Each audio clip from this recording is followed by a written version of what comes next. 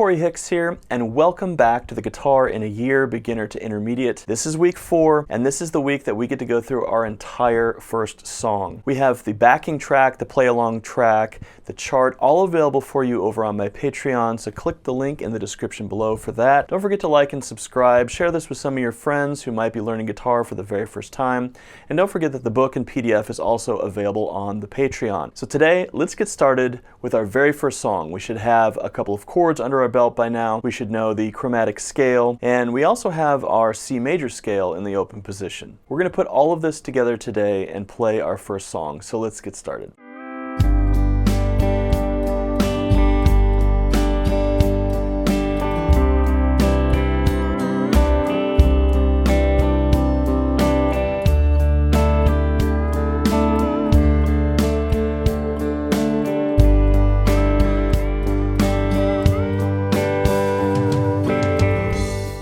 So what we just heard was the chord progression to the Cowboy Rides Away by George Strait. And this is going to be our primary objective for this week. Our only goal is going to be getting through this song and making an entire performance out of it. So like I mentioned earlier, the backing track and the chart are over on Patreon, so please go over there. You can get your own MP3 file of this for you to practice with. So to get started with, we're just using those 3 chords that we talked about the last couple of weeks. We have G, C add 9, and D sus. Our pinky and our ring finger are on the top 2 strings the entire song for the most part.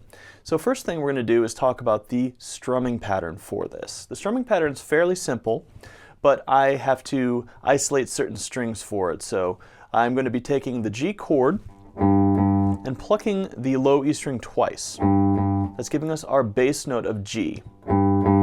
And then I'm going to take all 6 strings and go down, up. Okay, so.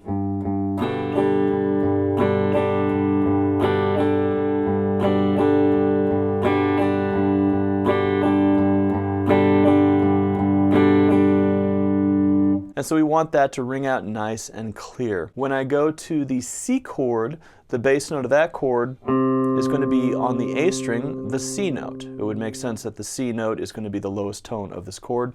It won't always be the case, but for right now it is. Twice. And then I'm going to be going down, up on those 5 strings. Remember, the low E string is not part of that C add 9 chord for us right now.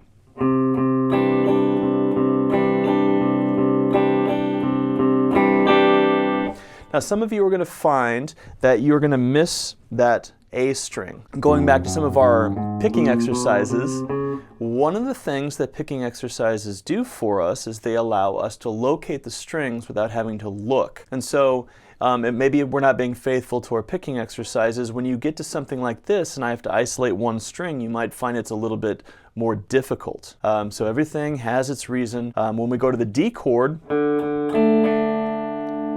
I'm going to, again, down, down, but now it's on the open D string. So I have to be able to find that without looking as well. Okay? On the G chord, the G note is played twice, down, up. On the C chord, the C note is played twice, down, up. On the D chord, the open D string is played twice, down, up. And so each one of these is going to be done 4 times on that pattern. There's the G. There's the C. There's my D. And we're going back to the G.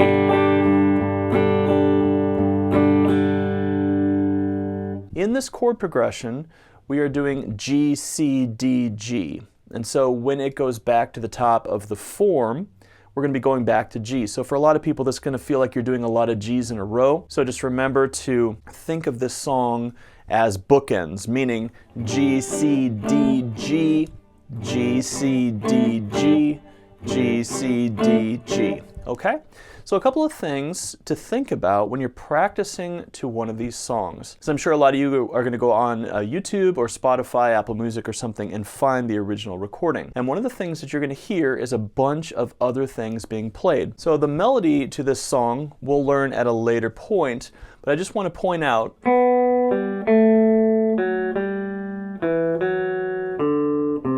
notice what my fingers are doing.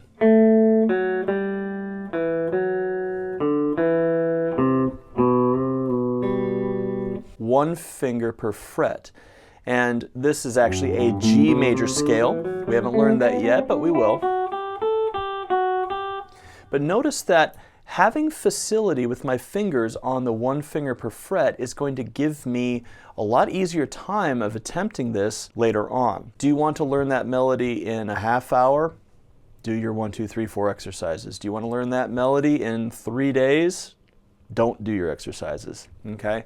And so we want to stay faithful to our exercises as we're practicing each week. Next, we're going to talk about the going from chord to chord. And when I put down the full performance later on, you're going to see a couple things. When I'm moving from chord to chord, I might move my middle finger first and then put down the index finger later. And what I'm doing there is because the C note is being struck first, it does give me a split second to bring the index finger over. One thing to think about when we're strumming chords is most often we're going to be strumming down. And so we want to, when we're switching chords, get the lower strings taken care of first, okay? So as I'm going from that G, you see what I did there? I took care of that string because that's what I'm hitting first. It wouldn't make any sense to put my first finger down first because then I'm going to miss the low note. So, see that? I'm putting down my middle finger first and then I'm getting my index finger down when I can. Now when we go to the D string is already available for you because it's an open string and you won't have the same issue there. So what I recommend doing to develop the switching accuracy for this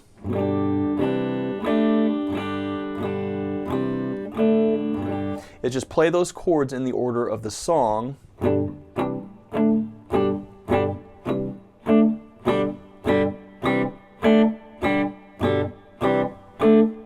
Until you can get your fingers going down at the same time. Let's take a listen to the full performance of this, and I'm going to encourage you to try and play along with me. When you are recording yourself playing the song, be looking for all sorts of things. Be looking for finger buzz. Be looking for, oh, that finger didn't get there on time. Be looking for, oh, I didn't do the chord progression correct. I went to, the C instead of the G when it switched over. Or maybe your rhythm or timing was off. Listening back to your own performance is going to be really important for your development, okay?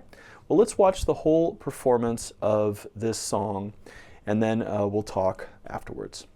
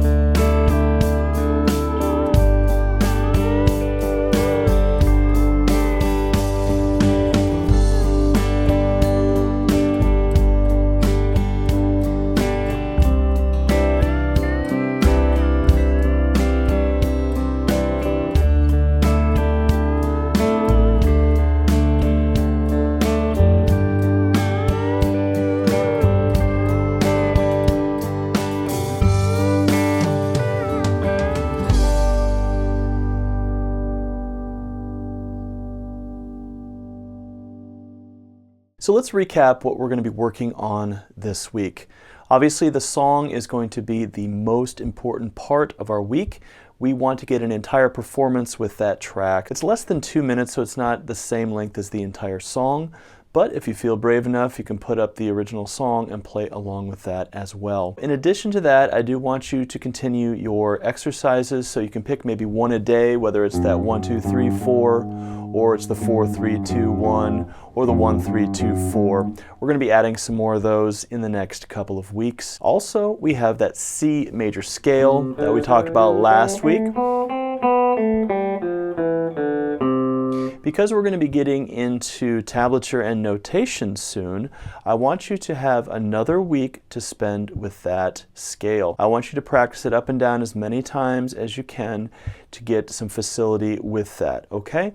Really start listening to the scale and start pulling out some pitches. I had talked to you guys about a few melodies that maybe you could pull out, something like Happy Birthday or Jingle Bells. So be looking for those types of things with that scale. We're just going to keep working on that this week, and also keep working on memorizing your chromatic scale. Remember, we want to be able to say that in less than 20 seconds, so we're going to give you some more time on that before we start getting into our other note memorization skills. So again, go to the Patreon for all of the additional info over there. And next week, we're going to start looking at notation and how we're going to write out some of these things that we've been playing. Because now we have a few things under our fingers, we can start looking at how they're going to look on paper, whether that's going to be standard notation or tablature. And if you don't know what these things are yet, no worries. We're going to go over that next week. So, recap, working on the song, playing it up with the track, listen to the original recording, be playing your exercises a few times a day, go over that C major scale. All right, well, I wish you the best of luck. If you have any questions, you can of course reach out to me over on Patreon, and I'll look forward to seeing you all here next Wednesday. Peace.